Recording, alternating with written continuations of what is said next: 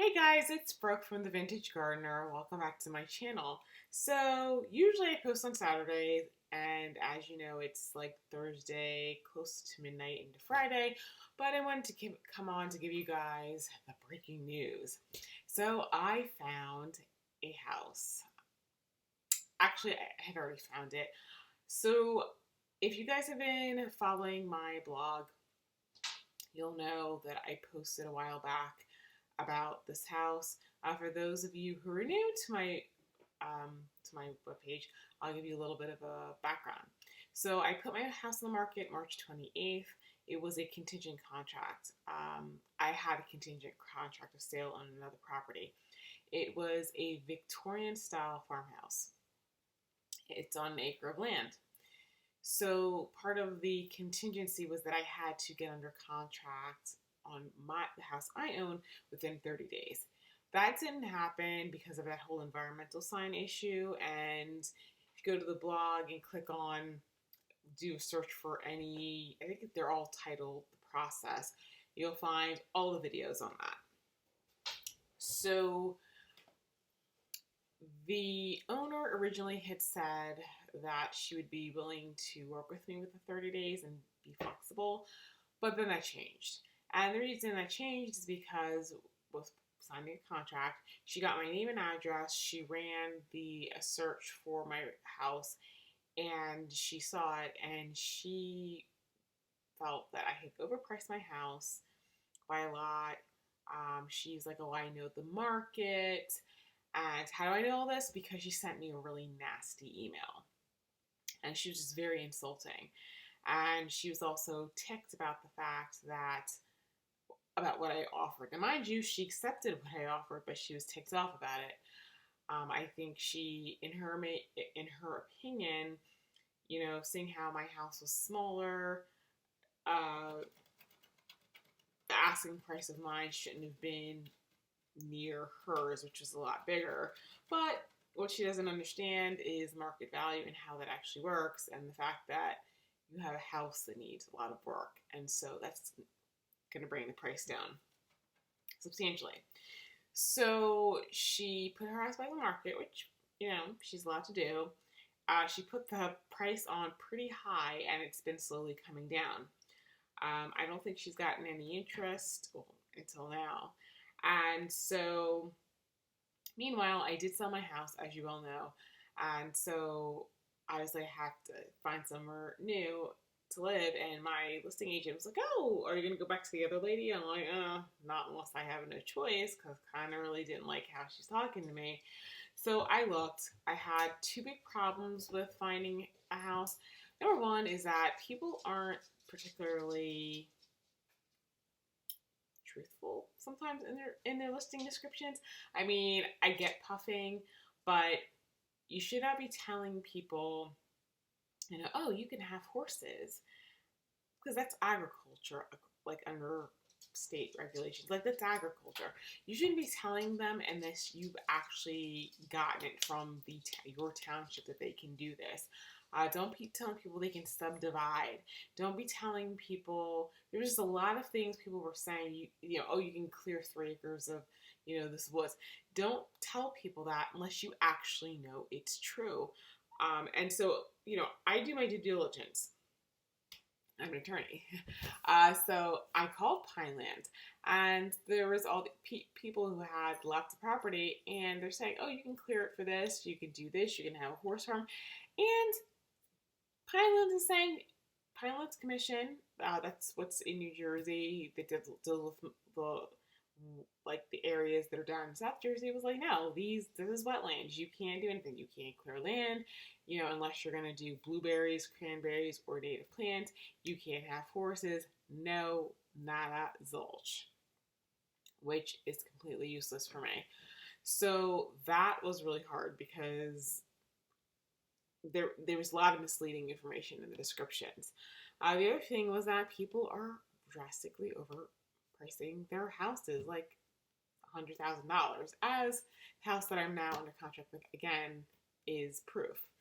A lot of the houses, especially the ones that had land, they were owned by older couples who or downsizing and they don't quite understand that, um, that yes, having an older house, like an older style Victorian house on, or even just a house, traditional style house on lots of land before was viewed as a good thing. Now it's kind of not. Like people aren't looking for an acre of land. They're looking for like a big house on quarter-acre land a lot because they don't want to have to take care of the grass and everything.